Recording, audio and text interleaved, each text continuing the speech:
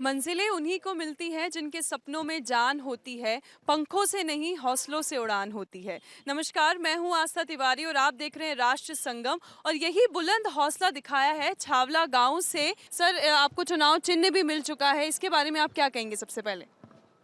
देखिए, मैं पहले सब इंस्पेक्टर था दिल्ली पुलिस में। और अभी जो पार्टियों ने टिकट नहीं दी है उसके रोष में गांव इकट्ठा हुआ और गांव ने मेरे ऊपर प्रेशर बनाया और गांव ने कहा "अब आपको चुनाव लड़ाएंगे, आप रिजाइन करिए"। तो हमने वहां से रिजाइन कर दिया और अब यहाँ मैं खेती लार्ज स्केल की खेती करता हूँ। तो जब मैं वहाँ नॉमिनेशन भरने गया तो मैंने देखा, उसने कहा ये निशान देख लो आप क्या क्या भरोगे। मेरे सामने किसान दिखाई दिया, गन्ना किसान। मैंने कहा मैं खुद किसान हूँ तो मैं तो यही निशान लूँगा, गन्ना किसान का। तो मैंने गन्ना किसान भर दिया और मेरे को आज चुनाव चिन्ह गन्ना किसान मिल गया। सर, जैसा कि आपने बताया कि पहले आप पुलिस में थे, तो पुलिस से लेकर राजनीति तक का सफर आपका कैसा रहा? पुलिस में मैंने 39 साल नौकरी की, अच्छी तरह ही नौकरी की और अपनी पहचान बनाई। गांव जिस जिस पुलिस स्टेशन में मैं 5-5 6-6 साल एक पुलिस स्टेशन में रहा, लोगों की सेवा की, जो आज तक भी मेरा उनसे लाइजन है, आना जाना है। जो कोई भी पीड़ित आता था मैं उसको पहले बैठाता था, भाई साहब पानी पियो और अपनी समस्या बताओ। वो समस्या बताते थे, मैं उसका निदान करता था जितना मेरे से हो सकता था। इसी से मेरी पहचान बनी और आज जो गांव इकट्ठा हुआ मेरे ऊपर, उसी वजह से गांव ने एक चेहरा चाहिए था, बढ़िया जो साफ चेहरा हो, ईमानदार हो, काम का करने वाला हो। इसीलिए मेरे को प्रेरित किया, क्योंकि पीछे हमारे रावता गांव, दोराड़ा, झुलझुली, सारंगपुर, जटीगरा, शिकारपुर, बड़ूसराय और नानेगेड़ी, ये जो ड्रेन नंबर 8 है, इसका गंदा पानी है जो गुड़गांव से पूरा पानी यहाँ इकट्ठा होता है।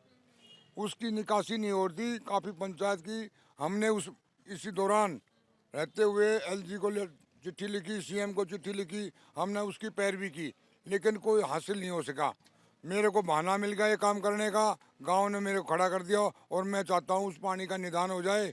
कुछ इलाके में जैसे अब ये कॉलोनियाँ हैं अपनी, दुर्गा विहार फेज़ 1, फेज़ 2, फेज़ 3, सारिका विहार, इसमें गंदा पानी रहता है। जो नालियों का पानी है इसकी कहीं निकासी नहीं है, या तो पानी रोड पे आएगा या वो वापस बैक मारेगा।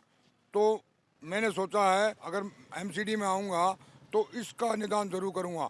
और वो जो किसानों का काम था पानी जटीका शिकारपुर रावता का, उसके लिए चाहे कोई लड़ाई लड़नी पड़े या पब्लिक से कुछ दान मांगना पड़े, चाहे हमें भीख मांगनी पड़े, उसका बांध बूंद बंधवाने की मैं पूरी कोशिश करूँगा। ये मेरा लक्ष्य है। तो जैसा कि इन्होंने बहुत अच्छी बात बताई विजय राम जी ने, कि इन्होंने कहा कि जो भी परेशानी है, जैसे दुर्गा विहार में हमारी टीम भी सर गई थी, वहाँ पे जो नाली का पानी है वो रोडों में भर जाता है और उसकी वजह से काफ़ी सारी समस्याओं का सामना करना पड़ता है, आने जाने में दिक्कत होती है, मच्छर होते हैं जिसकी वजह से डेंगू मलेरिया का खतरा रहता है। तो इन्होंने एक वादा किया है कि अगर ये आते हैं तो ये पूर्ण रूप से उसका कोई ना कोई समाधान निकलवाएंगे और शायद इससे जनता को भारी रूप से फायदा होगा। सर, मेरा अगला सवाल आपसे ये रहेगा कि अगर मैं एमसीडी चुनाव की बात करूं तो अलग अलग पार्टियां भी लड़ रही हैं, आम आदमी पार्टी है, बीजेपी है, कांग्रेस है। बिना किसी बड़ी पार्टी के ठप्पे के एक निर्दलीय होकर चुनाव लड़ने में क्या क्या समस्याएं आती हैं? समस्या मैडम बहुत आती हैं, लेकिन अपनी छवि और मेरे गांव की और जनता की इन्होंने पता है मेरी पहचान का। अब ये कर्मठ आदमी है और ये काम करेगा, तभी लोग मेरे साथ जुड़ गए हैं। और ये शोर है, मैं किसी की निंदा नहीं करता, ना ही राजनीतिक पार्टी बीजेपी उसने ये कर दिया, नहीं ये खाया वो नहीं। किसी की निंदा करने से कोई फायदा नहीं है। मैं जीत जाऊंगा तो मैं अपना कर्म करूंगा, अपना काम दिखाऊंगा, जिससे पब्लिक आज मेरे साथ है ये खुश होगी और इससे आगे जाके और जुड़ेगी। मैं पब्लिक की सेवा के लिए आया हूँ और पब्लिक की सेवा करूँगा। तो क्या लगता है सर, आपको कितना समर्थन आपको मिलेगा? अगर मैं छावला के अलावा आसपास के बाकी गांवों की बात करूं तो कितना आप अनुमान लगा के चल रहे हैं?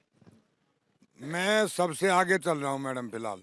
अगर मैं ये कह दूँ भविष्यवाणी करूँ, भविष्यवाणी मैं करता नहीं, लेकिन मैं सबसे आगे है। आप भी हो मीडिया वाले और पब्लिक भी है, किसी गांव में जाके आप पूछोगे तो विजय थानेदार के नाम से जानते हैं, विजय थानेदार। और मैंने अपने गांव में नारा दे दिया, विजय थानेदार, अब की बार विजय थानेदार, मेरे गांव वालों ने नारा दे दिया है।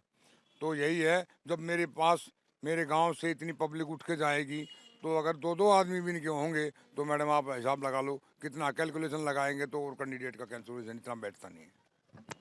सर बस मेरा आखिरी सवाल आपसे ये रहेगा कि यहाँ का इतिहास रहा है कि कोई निर्दलीय ही जीतते हैं, तो सर इसका क्या क्या वजह मानते हैं आप इसकी, कि जनता क्या पार्टियों से परेशान हो चुकी है कि सिर्फ पार्टी बड़े बड़े वायदे करती है और उस पे खड़े नहीं उतर पाती है, क्या कारण है इसका? हमारे यहाँ 12-14 हज़ार वोटें हैं, कोई भी इतनी बड़ी पार्टियां हैं इतनी अहमियत बड़े गांव को नहीं दे रही, या तो सोच रही हैं ये गांव अपने आप ही आ जाएगा तुम्हारे साथ। एमएलए में हमने बीजेपी को उसको 50-50% वोट दी थी, लेकिन पता नहीं क्या है, क्या हुआ कैंडिडेट के साथ, क्या हुआ उसमें कमी थी या उस पार्टी राजी नहीं थी उसको दे के दूसरी जगह दे दिया।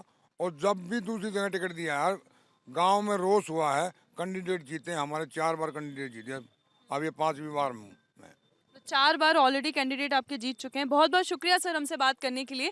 तो अभी हमने बात की विजय राम जी से, जो कि छावला वार्ड से निर्दलीय खड़े हुए हैं, और इनका मानना यह है कि आसपास के जो गांव हैं, छोटे छोटे गांव हैं, उसका भी पूर्ण रूप से इनको समर्थन मिलेगा। और यहाँ की जो जनता है उसकी काफ़ी सारी समस्याएं हैं। सबसे बड़ी जो समस्याएं हैं वो शायद पानी की समस्याएं हैं। जो नाली का गंदा पानी होता है खेतों में भी भर जाता है, जिससे लोगों की फसलें भी खराब हो जाती हैं और वो ज़मीन भी खराब हो जाती है। तो इन्होंने अपनी तरफ से ये कहा है कि मैं अपने स्तर पर जितना मैं कर सकता हूं उन जनता के लिए मैं जरूर करना चाहूंगा। अब देखना ये दिलचस्प होगा कि आने वाले एमसीडी चुनाव में कौन जीतता है, कौन हारता है, और जनता को इसका लाभ होता है या नहीं होता।